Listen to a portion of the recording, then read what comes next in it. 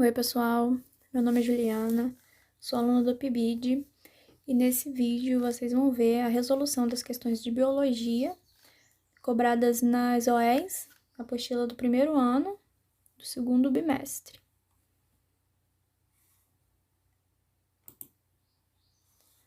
Primeira questão diz o seguinte: uma célula somática que tem 4 cromossomos, ao se dividir, apresenta na metáfase. Então, primeiramente, o que é uma célula somática? Então, a célula somática é toda célula do nosso organismo, exceto os gametas. E aí, quando a questão fala de uma célula somática, nós sabemos que o que está acontecendo é a mitose.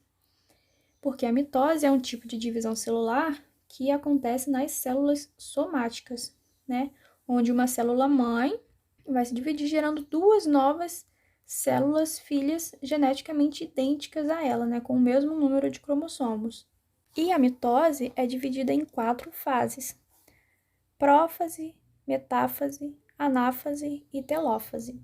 A fase a qual a questão se refere é a metáfase, que é a segunda fase desse tipo de divisão celular.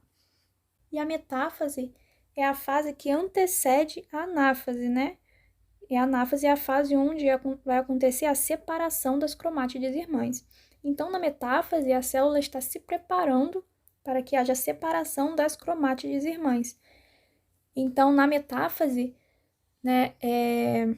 os cromossomos eles vão estar alinhados no meio da célula, na placa metafásica, para que haja a separação das cromátides irmãs. Então, eles vão ter essa configuração.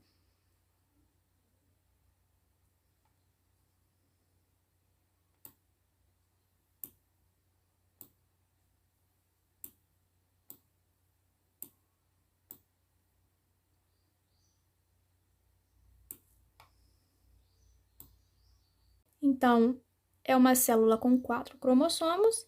Aqui nós temos uma cromátide irmã, outra cromátide irmã. E aí a questão pede o seguinte, Uma célula somática que tem 4 cromossomos, ao se dividir, apresenta na metáfase, alternativa A, 4 cromossomos distintos, cada um com 2 cromátides. Então, a alternativa A, logo de cara, já é a alternativa correta, Aqui nós temos 4 cromossomos, cada um com 2 cromátides irmãs. Alternativa B, 4 cromossomos distintos, cada um com uma cromátide irmã. Está errado. Cada um possui 2 cromátides irmãs, como diz a alternativa A. Alternativa C, 4 cromossomos pareados 2 a 2, cada um com 2 cromátides. Também está errado. Pareados 2 a 2, eles teriam essa configuração aqui. Isso não acontece na mitose.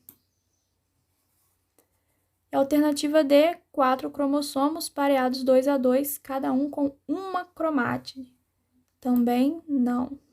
Está mais errada ainda essa alternativa. Próxima questão. E a segunda questão vem dizendo o seguinte: no processo de divisão celular, denominada meiose, durante o crossing over ocorrem.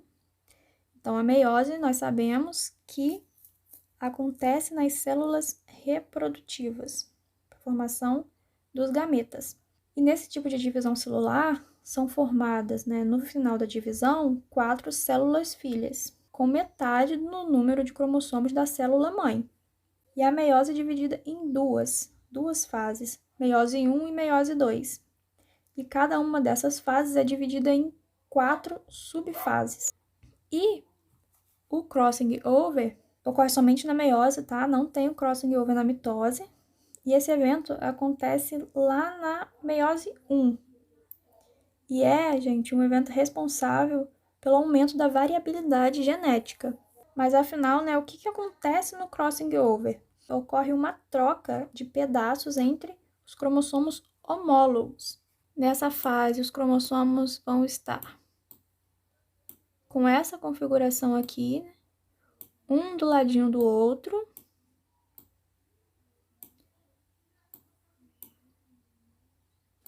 Para que posteriormente ocorra a separação dos cromossomos homólogos. E aí, esses cromossomos homólogos, durante o crossing over, eles vão trocar pedaços. Então, durante o crossing over, ocorre, letra A, fusão de material proveniente de espécies diferentes. Não, né? Perda de parte dos cromossomos? Também não, eles não perdem partes. Troca de partes entre cromossomos homólogos. É exatamente isso que acontece no crossing over. E o que garante aí um aumento da variabilidade genética, né? Alternativa D, formação da parede celular, também não. Questão 3. A diferença fundamental entre reprodução assexuada e sexuada é que a reprodução assexuada, então a reprodução assexuada, diferente da reprodução sexuada, que envolve a união do gameta masculino com o gameta feminino, a reprodução assexuada não tem, né, a união desses gametas, é um tipo de reprodução que só é necessário um indivíduo para que ela ocorra, né? E os indivíduos gerados a partir desse tipo de reprodução são idênticos àquele que originou. A mitose, por exemplo, né? Onde você tem uma célula mãe que se divide e forma duas novas células filhas idênticas a ela. O que impede aí que haja uma variabilidade genética.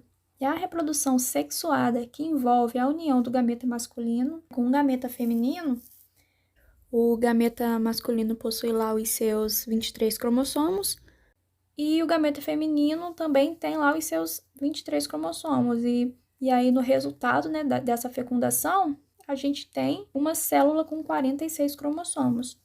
Então, o indivíduo gerado a partir desse tipo de reprodução, ele vai herdar 23 cromossomos do pai e 23 cromossomos da mãe, permitindo aí que haja uma variabilidade genética. Então, qual a diferença fundamental entre a reprodução assexuada e sexuada? Né? Exige apenas um indivíduo para se cumprir a assexuada e a sexuada exige 2. Então, a sexuada envolve, né, a união do gameta masculino com o gameta feminino e a assexuada não. Mas não é essa a diferença fundamental que existe entre elas, né? Alternativa B, não cria variabilidade genética e a sexuada pode criar. Então, sim, gente, essa aqui é a diferença fundamental que existe entre esses dois tipos de reprodução. A reprodução assexuada não cria variabilidade genética, enquanto que a reprodução sexuada pode sim criar. Alternativa B é a alternativa correta. Só ocorre entre vegetais e assexuada entre vegetais e animais? Também não. Dá origem a vários indivíduos de uma só vez e assexuada a um indivíduo apenas? Também não, né, gente? Questão 4. Na meiose de uma espécie de planta, formam-se 16 tétrades ou bivalentes. Qual o número diploide da espécie? Então, o tipo de divisão celular que está acontecendo aqui, a questão já diz pra gente, né? É a meiose. E na meiose, a gente tem uma célula diploide formando 4 células haploides. Ou seja, na meiose nós temos uma célula mãe que se divide e ao final dessa divisão, nós vamos ter como resultado 4 novas células filhas com metade do número de cromossomos da célula mãe. E aí a questão está dizendo que são formados 16 tétrades ou bivalentes. Mas o que isso quer dizer exatamente, né? Essa informação diz pra gente que essa célula tem 2 cromossomos homólogos emparelhados e que cada um deles possui 2 cromátides. Então, seria essa configuração aqui. 2 cromossomos homólogos, emparelhados, né, lado a lado, cada um deles com 2 cromátides, ó. Certo? E essa célula que a questão está trabalhando é uma célula diploide, ou seja, ela está se dividindo para originar células haploides, com metade do número de cromossomos dela. Então, quando isso aqui se dividir, e a questão está dizendo que possuem 16 tétrades ou bivalentes, ou seja, eu tenho 1, 2, 3, 4, até o 16, eu tenho 16 duplinhas dessas aqui. Então, quando essa célula for se dividir, eu vou ter 16 para cá e 16 para cá. Então, eu concluo que essa célula-mãe possui 32 cromossomos, porque se ela está se dividindo e se cada célula-filha possui metade do número de cromossomos da mãe, e aqui eu sei que cada uma dessas células filhas vai possuir 16 cromossomos cada uma, então eu concluo que a célula-mãe possui, então, 32 cromossomos.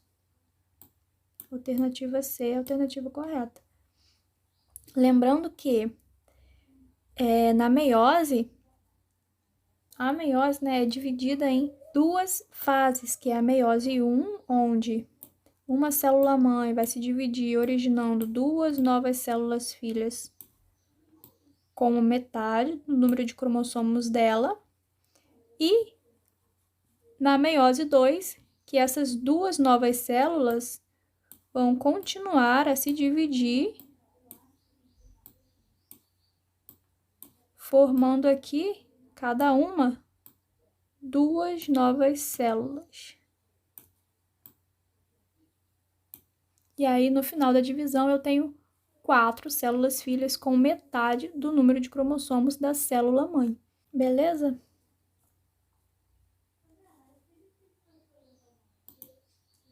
E aí, a última questão, né, dessa segunda apostila é a elaboração de um mapa conceitual com o tema ácidos nucleicos. E aí, aqui eu já trouxe um exemplo para vocês.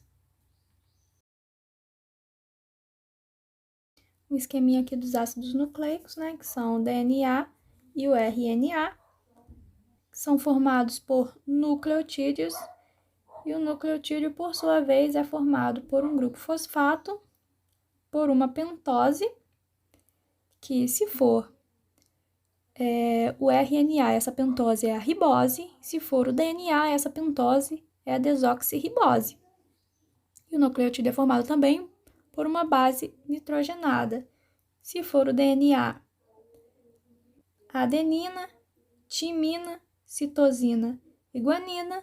Se for o RNA, adenina, uracila, citosina e guanina. E aí aqui eu trouxe mais algumas informações para vocês, que vocês podem complementar aqui o mapa conceitual de vocês. E é isso aí, gente. Espero mais uma vez ter ajudado vocês. Bons estudos e até a próxima!